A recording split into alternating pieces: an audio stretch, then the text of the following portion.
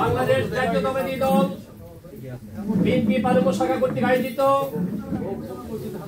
16 December মহান বিজয় দিবস উপলক্ষে আলোচনা সভার সম্মানিত সভাপতি, পালঙ্গ বিএনপির সুযোগ্য সভাপতি,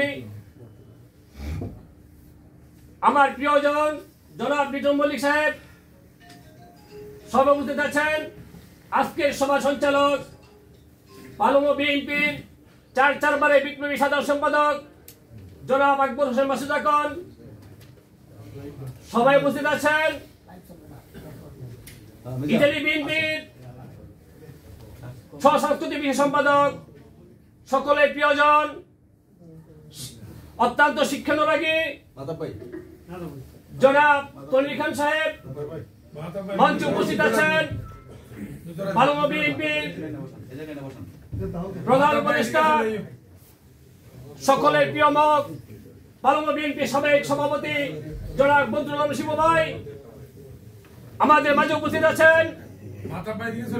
পালঙ্গ বিএনপির উপদেষ্টা, সিলেটের কৃতি সন্তান, আমার খুব শ্রদ্ধাভাজন ব্যক্তি জনাব ইসলাম সাহেব সবাই উপস্থিত আছেন। আমি দুঃখিত, সবার নাম আসলে নিতে গেলে অনেক সময় লাগবে। আমি আমাদের মাঝে উপস্থিত আছেন পালঙ্গ যুব দলের ভারপ্রাপ্ত সভাপতি আলী সমন ভাই সহ আমাদের যুব দলের নেতৃবৃন্দ।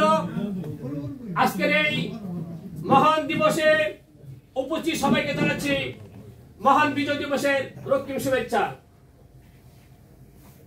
সম্মানিত উপস্থিতি, আজ আমরা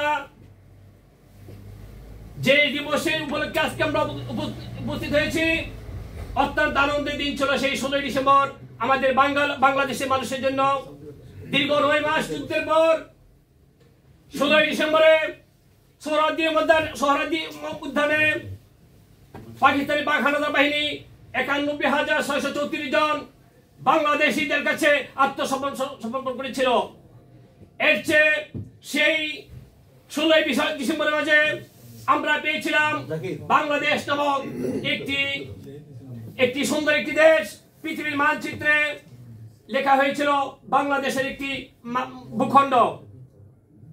আমি যাদের বিনিময়ে, যে 30 লক্ষ শহীদের রক্তের বিনিময়ে 2 লক্ষ মা বোন যারা তাদেরকে বিভিন্নভাবে হয়রানি করা হয়েছিল, তাদেরকে প্রতি শ্রদ্ধা রেখে আমি আমার বক্তব্য এখানে শেষ করব। পরিশেষে উপস্থিত সবাইকে পালঙ্গ যুব দলের পক্ষ থেকে আমি সবাইকে ধন্যবাদ জানাচ্ছি, এবং যারা আমাদের স্বাধীনতা অর্জন করেছেন, যাদের বিনিময়ে আমরা এই স্বাধীন রাষ্ট্র পেয়েছি লাল সবুজের পতাকা, তাদের প্রতি আমার গভীর শ্রদ্ধা, তাদের আত্মমাগফিরাত কামনা করে আমি আমার বক্তব্য এখানে শেষ করছি।